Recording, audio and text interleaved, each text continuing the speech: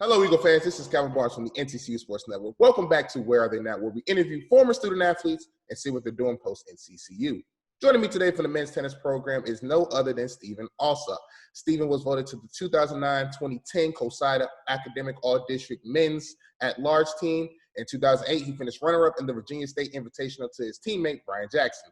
In 2009, he was one of only 278 college students across the nation who was awarded the prestigious Barry Goldwater Scholarship for the 2009-2010 academic year. These are only just a few of his many accomplishments he's achieved here at NCCU and beyond. Stephen, thanks for joining me today, man. Yeah, man. Thanks for having me. Great, man. I'm just happy to get into all this stuff. But, for the people who may not know about you, just tell us a little bit about yourself. Yeah, man. So, as you mentioned, when I was at NCCU, I was known as Stephen Allsop. I now go by AZA. Grew up in Trinidad and a number of different states on the East Coast. Settled in the DMV area, Prince George's County, PG. And then went to Central for college, where I was on the men's tennis team and a number of different ways was involved in the university.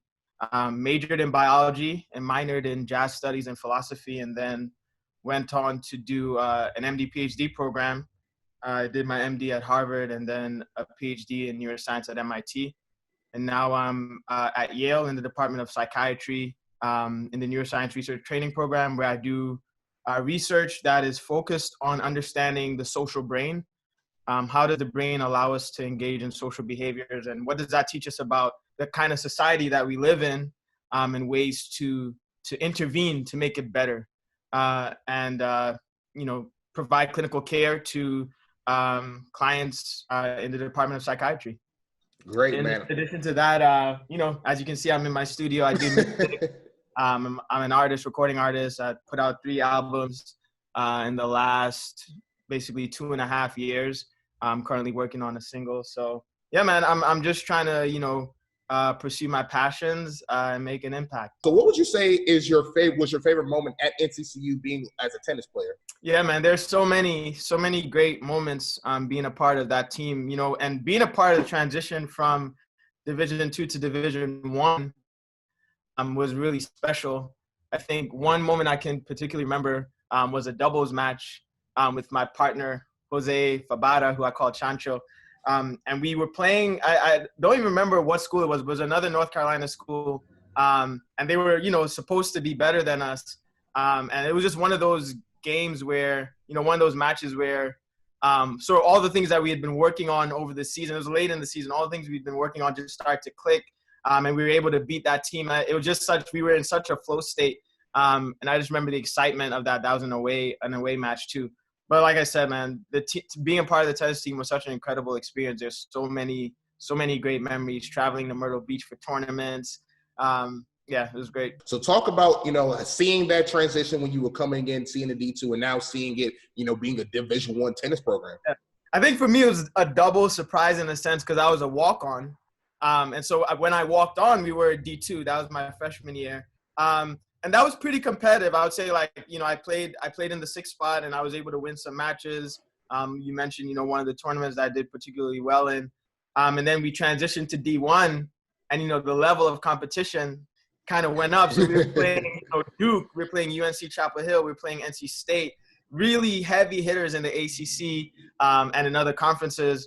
And I think it pushed us all, to be so much better. And I think having Coach Lawson as the coach through that transition was so great because he really kind of not only set the bar, but also kind of really encouraged us and put an infrastructure in there to help us try to raise our game to that level. And I would say, by the end of my time there, my senior year, we had some really competitive matches, and I was playing, competitive matches against guys who, as a freshman, I would have never even imagined being able to, to keep up with. And so just being able to even see myself transition and grow and really rise to the challenge of not only having to face, much more formidable talent, but also gaining the mental strength and fortitude to know that you're going into a tough battle and still have that pride and still being able to put everything out on the floor every time. was a really great experience. Okay, like you said, you are a walk-on on the tennis team. So talk about that process of you getting onto that tennis team, being a walk-on. Yeah, so I came, I went to High Point High School, HB, and I played tennis there. And I started playing tennis pretty late. Like I started playing like right before my freshman year of high school. Most collegiate tennis players started playing, when they were 4 or 5 on a pretty serious level. So there was a huge learning curve, through high school. And so coming into college, I really was passionate about playing. Soccer was my other main sport. NCCU didn't have a soccer team. And so, I approached Coach Lawson and let him know like, hey, I'm, a new chancellor scholar that's coming. I played tennis in high school. Like I'd love a chance to, to try out and be on the team. And he was just really excited about that prospect, invited me to, work out with the team, and was really encouraging. And, thankfully I was able to sort of be competitive enough to get the 6th spot on the team and be able to compete in all the matches and really start to grow. Awesome, man. And, a lot of people, Coach Lawson from the outside, kind of mild-mannered, doesn't talk that much, but kind of give us kind of an inside look on how Coach Lawson really is. He's, I would say, one of my most important mentors in terms of my own, not even just development as a tennis player, but as a person, as a man, especially during that college age. He was someone who really cared about all of the student athletes, and cared about our lives, not just how we were doing on the court. And so for him, like you said, he's this really quiet guy, but he has this amazing sense of humor. He's really suave and smooth. He's always sharp, always wants things looking good. He has like fly cars, he's a Q. He's just all these things that he's such a well-rounded person, that it was really inspiring. And as a coach, discipline, relaxed intensity. He's really about discipline, setting goals, having structure, being mentally in tune. And he had this phrase, relaxed intensity, that I just always remember, even now, relaxed intensity. And it's this really interesting way of really capturing what makes you great when you're great. You're able to be relaxed, you're able to be in the moment, but you're so focused and intense. And that was something that he was always preaching. And it's something that he modeled. If you know Coach, he always seems very relaxed, but he's also very intense at the same time. And I think just having someone who not only models that, but then again, has all these really different elements of himself that make him such a really cool person. It was great to get to know him and have him as a mentor. He's one of 2 people outside of my close family and friends who came to my med school graduation, actually. Him and actually another professor from NCCU, Dr. Antonio Baines. And so that just tells you kind of the level of impact that 9 years, after being at Central, he would fly up just for the day for my graduation. He flew in, came to graduation, and then had to fly back out that same evening. But that's just the level of mentorship and dedication that he has to players that, that go through that program. What were some of your favorite moments at NCCU as a student? Man, again, so many. I mean, one that just stood out right away was, when I crossed Gamma Beta, Alpha Phi Alpha, and when we had our probate, that was such a great just moment of feeling accomplished. That whole thing happened sort of during the spring, so it was during the tennis season. It was during a really academically challenging year. And the campus showed us a lot of love, so that was a great moment. Just hanging out with the team, like the CAF, and I don't know exactly how it is right now because I haven't been doing the actual school period recently, but 10:40 breaks were live. Yep, the cafeteria was live. We'd have a DJ sometimes on Wednesdays. So it was just such a great cultural experience, just being around that many people who were talented in many different ways, but could have fun and just really enjoy life and enjoy being Black in a way that, I think in the general culture, sometimes it isn't a permissive environment for us to just enjoy being Black. And I think that's one of the greatest gifts that I got being at Central, was just a space that was so permissive for us to just be Black and enjoy it and still excel across the board, So, with today's climate and everything about, this whole HBCU movement, and people are now understanding the importance of going to a HBCU and the value of going to a HBCU, What would you say about, going to HBCU to a young high school student that's thinking about going to one? Yeah. I think I've been in that position where, coming out of high school, going into college, I had done pretty well. So I was accepted to University of Pennsylvania. I was accepted to Johns Hopkins and a few other schools. And Central, wasn't necessarily on my radar, but I received a chancellor's scholarship. And, when I came to visit, I said, this is a place where, I might be able to make some moves. And immediately once I came, I really started to feel that love. I think, what Central offered was not just strong academics, which is true because I was able to go from there to the best schools in the world and not just exist, but excel and do things that were unprecedented. And a lot of that had to do with not just getting the academics, structure and foundation that I did at Central, but that identity, that like confidence in like who I am as a Black man, what I bring to the table. And a lot of the mentorship that I got was mentorship that was really tailored to me. And again, guys like Coach Lawson, guys like Dr. Antonio Baines, women like Dr. Holloway, who really, sewed into me, allowed me to then thrive at the next level. What would you say is, the biggest thing about these athletes now going to HBCUs? I think it's something that frankly should have been happening for some time now. I'm glad that people are starting to see it. At the end of the day, talent is talent. If you're the most talented player in the country and you go to an HBCU, people are going to come to that HBCU to watch you play. Period. We as Black people, and this just doesn't happen in sort of the collegiate, college athlete sphere, but across the board, we take our most talented people and then we invest our energy, blood, sweat, and tears into building white infrastructure. And so obviously I'm at Yale, I went to Harvard, I went to MIT. There's value in the kind of resources and the kind of network that are at those institutions, but we have to be very intentional and deliberate about sewing back into the structures that are built for us and making sure that we bolster them. And so I think, especially when it comes to collegiate, college athletes who predominantly are Black men, and Black women who are making millions of dollars for these white institutions, let's bring that money back home. You can still play, especially at these D1 schools. They play ACC teams, they play SWAT, they play all these different teams. So let's bring that money back into our own institutions so that we can have more scholarships, so that we can build infrastructure and continue to elevate our people from our own cultural lens. What would you say really makes NCCU that family atmosphere when it comes to, people in college and everything? I think it's difficult to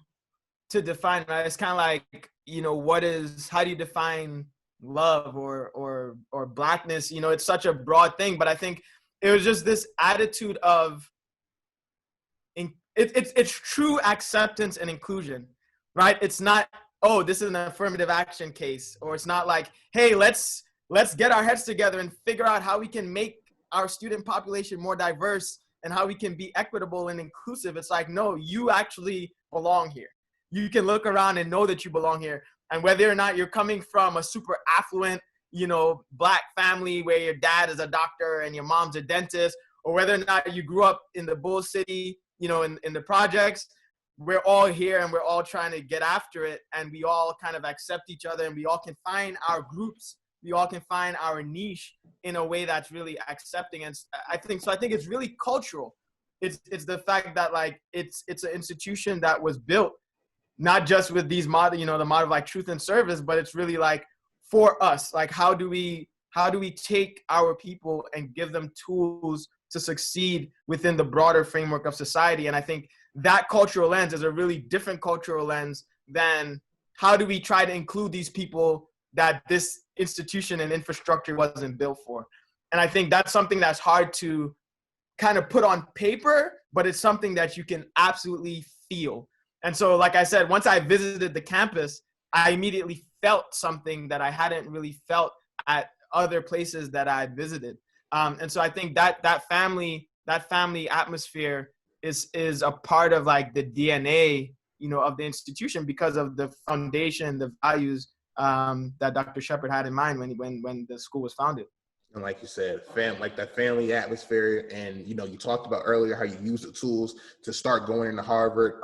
So when you got accepted into Harvard Medical School, can you tell us a little bit what that process was like and the emotion, the feeling that you got when you got that acceptance letter? Yeah, man. It was so much work. I put in a lot of work into doing that. I made a lot of sacrifices, to try to achieve that dream, really. And so to get that letter, I remember because I was in Eagle Landing, room 302, and, we got the mail, and I remember it being from Harvard, and, I opened it and it's like, congratulations. I just was like, oh, ran around the room. I remember, my roommates were just like, oh shit, what I'm saying? So there was a lot of joy because, when you put in a lot of work and when you sacrifice for something and you get the fruits of it, there's nothing that's quite as gratifying as that, especially when it's something like a dream. It's like that. And that was something that, was a dream that was sewed into me before I even really knew anything about it, And so once I made the decision that this is what I was going for, I wanted to do an MD PhD. I wanted to do it, at the best school that I could. And I put in the work for it to get that, to get that result. It was so unlikely too, just probabilistically, even if I went to Harvard for undergrad or MIT for undergrad, the probabilities of that are so low that to be able to do it, coming from where I'm from, like I said, Trinidad, immigrant, first generation American, it was a phenomenal blessing. And I was just really, really grateful. You're not the only NCCU student athlete to get accepted into Harvard Medical School. Yeah. Also, another former tennis player, mind you, Tamina Kanka in 2015, he also got accepted to Harvard Medical School. What is it like to know that not only you, somebody from an HBCU, from NCCU at that, got accepted to Harvard Medical School, but somebody else, and also too from the same sports program that you was at with men's tennis? It's beautiful, man. So the year before I went to Harvard, Annika Barnett, who was not a student athlete, but was accepted to the medical school at Harvard. I was the first student athlete accepted to the school and the first student into the MD PhD program there. And then for Tamina to also, have that goal. And then I remember Coach Lawson introduced us and I was like, hey, listen, if this is what you want to do, let's get after it, And he was already a beast, but, he also did tennis. He also, was an alpha. And so we had all these things in common, and to be able to just sort of mentor him in the ways I could, just share little insights, share little things about my own journey, and to see him take those things that he could take and then apply it and get the same result, it was just so gratifying to see hey, we're starting to set up a little pipeline here that could be a really powerful thing. So I think one of the things that, again, Coach Lawson also exemplified, I think, is a part of the whole tennis team culture. Is just everything we do, there's always service and there's always impact kind of at the basis of it. We would do community service as a part of the team and stuff like that. And so I think this idea was the idea was always whatever we achieve, we're always looking back to see all right, how do we use this as a platform to help others to get after what they're trying to get after. So that's something that's always kind of at the forefront of my mind. So, going from Harvard to Yale, what was that process like, after you finished with Harvard and now you're at Yale? So can you tell us a little bit about that whole process now? A lot of sacrifice once I was at HMS and, during grad school, I knew that I wanted to be able to kind of make a transition in which I would be empowered to continue to pursue the questions that I was most interested in, pursue a platform that would allow me to really make an impact on a broad social scale. And I'm really grateful to Yale for even understanding my vision and supporting that vision and really giving me an opportunity to craft what I wanted to see. I would say that transition from Harvard and MIT to Yale was a lot easier than the transition from NCCU to Harvard, just because being there already and understanding the culture and how, people move differently in different cultures and different institutions, but being there, allowed me some insights that I could immediately kind of transition and take with me Yale. So once I got here to Yale, like I was able to hit the ground running and just take all of these lessons and immediately apply them. And so I'm really grateful to be here and really enjoying the platform and resources and mentorship and network that I'm receiving here, for sure. If there's anything that, as a medical, somebody in the medical field, a doctor, what would you say to the people about COVID-19 and everything? I think, COVID-19 is real. People are dying. My mom, dad, and sister all had COVID-19 and were very sick, had to be in the emergency room. They've all survived. But a part of what allowed them to, especially my dad, who had pre-existing condition, he's a cancer survivor. What allowed them is the practices that they engage in, the health practices that they engage in. I think what I want to most tell Black people in this country is like, you have to start owning your wellness.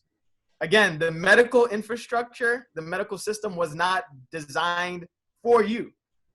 And there's lots of outcomes research that show that, right? And again, we can see with COVID-19, who's being disproportionately affected. It's time to take wellness into our own hands, both mental as well as physical, as well as spiritual. So engage in healthy living practices, boost your immune system, meditate, pray, create, like do whatever you need to do. But we cannot be so focused on the problems that we neglect to be intentional about the solutions. So while COVID-19 is real, while people are getting sick, all that, focus less on the stress, practice safe things, but now be intentional about how do I make myself well? How do I engage in the kind of practices that will boost my immune system and allow me that even if I did get COVID, I would be able to come through it successfully. Play tennis, you're in the medical field right now, a doctor, but also, like you say, you're in your studio right now, you're a musician. So can you tell us a little bit about kind of the genre and type, and how did, all this come about?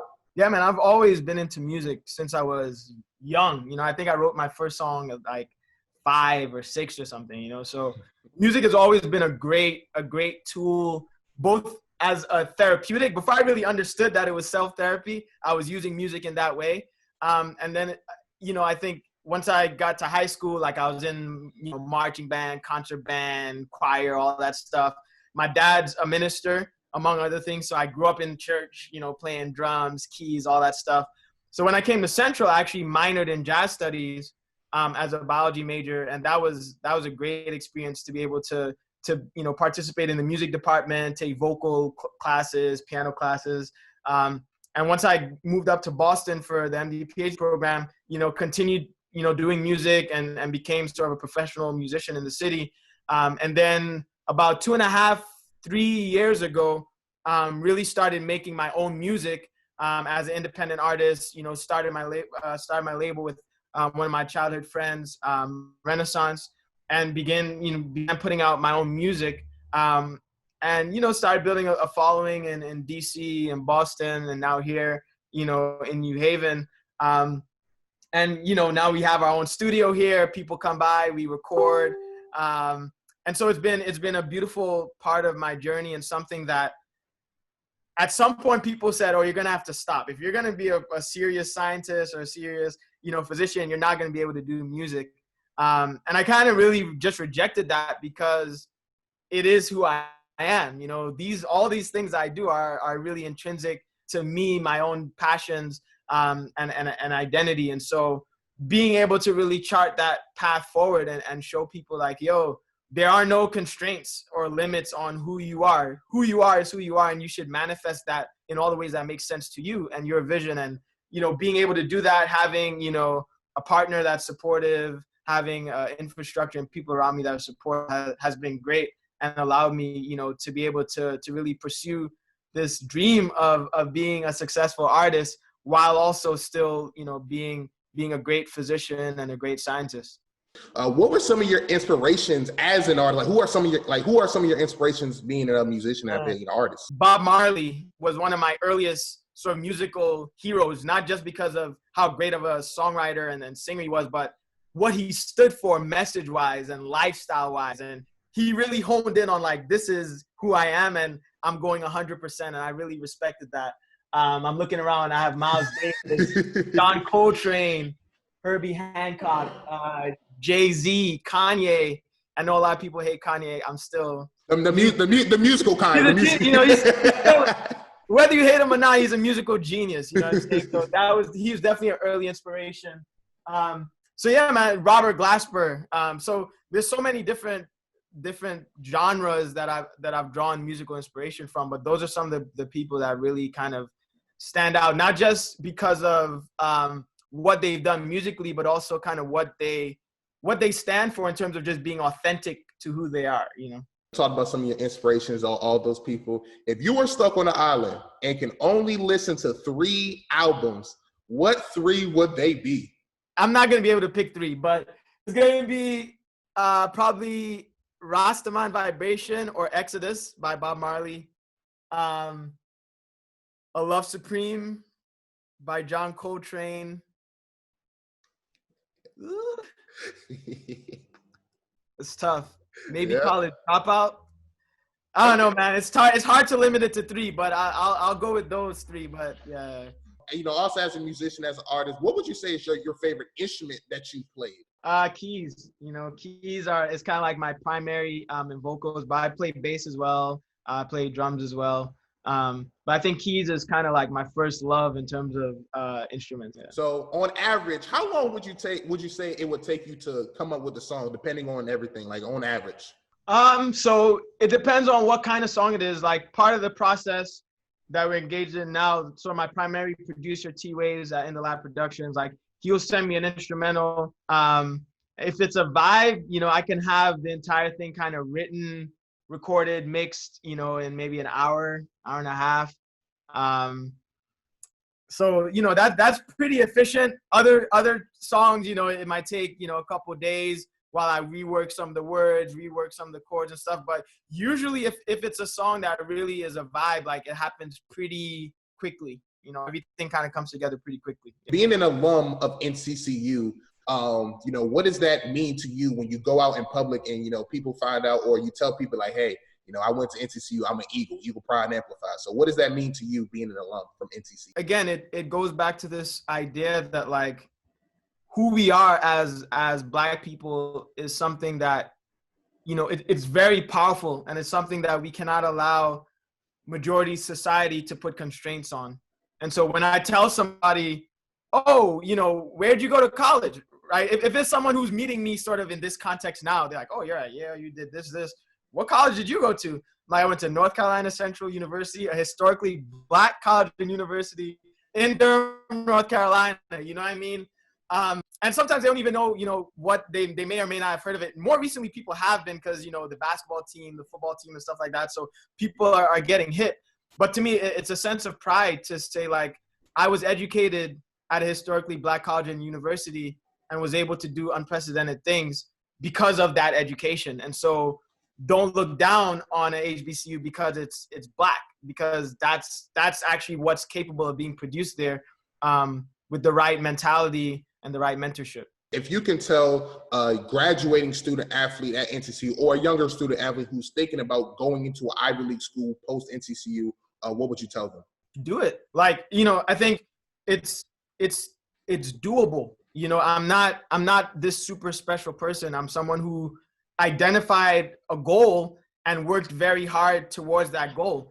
If you have the right mentality, if you have clear goals and the right structures around you, you can get anywhere you want to get from where you are at right now at NCCU. And it's not just me. You know, there's so many different student athletes, people like, you know, Naima, Jose Fabara, Alejandro. These guys are like at Penn, like major institutions. People from the School of Business. My own partner went to, you know, Simmons College, started an MBA there. So it's like where you're at right now it's actually like a really ideal place because you're in a nurturing environment. And if you have the right mentality, you can go from there to any place that you want to go. It's really about how much work are you willing to put in, how much sacrifice, you know, blood, sweat, and tears are you willing to put into your vision. And that's across the board, you know, no matter where you are in life, that's always going to be the case. but don't let people make you feel like because you're at an HBCU or because you're at Central, you can't get to anywhere that you envision yourself getting. When you look at your time here at NCCU, are there any people that you would like to thank? Oh man, yeah, for sure. Obviously, you know, Coach Lawson, not only for just the opportunity of being able to be a part of the tennis team, which was an incredible experience. The opportunity to be a Division I, student athlete was incredible. Dr. Antonio Baines for being sort of my first research mentor and the first person who was like, yo, you should try to get to the summer program at Harvard, which really was the start of everything else sort of in terms of my academic career. Dr. Holloway, man, there's so many people that I'm going to start forgetting names. Many of my teammates, like I said, Chancho, Jose Fabara, my doubles teammate, who, we had so many great conversations. My partner who I met at Central. So yeah, they're just so many great people. But yeah, those are some of the names that come to mind. If you had 3 words to describe your time at NCCU, what would those 3 words be? Fun, enriching, real. One last thing, anything that you would like to say to anybody that's watching this? Yeah, man, support NCCU, support Black colleges, and support the culture, and that could be in very, very different ways, but, figure out who you are and figure out how you can support and build this infrastructure that we're building. Dr. Stephen Allsop, aka AZA, man, again, I really appreciate you taking the time out your day, taking the time and, catching up and, giving us this interview, man. That'll be it for this episode of Where Are They Now? We'll be taking a look at former NCCU student athletes and see what they're doing post-NCCU. My name is Calvin Barnes from the NCCU Sports Network. Thank you again so much. And again, Eagle Pride, Amplified. Amplified. Catch you on the next time, y'all.